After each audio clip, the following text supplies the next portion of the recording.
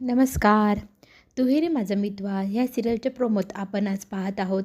इथे अंजलीताई गायब झाल्याचा आरोप इथे ईश्वरीवर लावल्यानंतर ईश्वरी रुसलेली असते.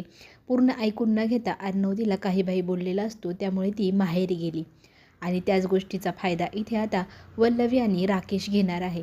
आता ती माहेरी गेली, ती कायमची तिकडेच राहील असा आपण मोठा गैरसमज तयार करायचा. त्या दोघांना पुन्हा कधी एकत्र येऊच द्यायचं नाही.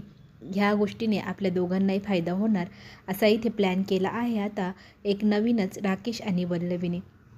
मात्र अर्णव आता ईश्वरीशी बोलण्याचा प्रयत्न करत असतो. ईश्वरी म्हणत असते, तुम्ही ताईचं बोलणं ऐकून मला सॉरी म्हणायला आला असाल इथे, तर मी तुमचं सॉरी ऐकूनही घेणार नाही आणि बिलकुल ते मी मान्यही करणार नाही असं म्हणत ती त्याला तुम्ही इथून निघून जा म्हणू लागते. त्यावेळेला तो तिला म्हणतो, माझं एकदा बोलणं ऐकून घे, मला तुला महत्त्वाचं काहीतरी सांगायचं आहे. पण इथे काहीही बोललो न ऐकून घेण्याच्या मनस्थितीतच नसते ईश्वरी. तिला आता सांगतो अर्णव, मला महत्त्वाचा विषय म्हणजे राकेशविषयी बोलायचं आहे.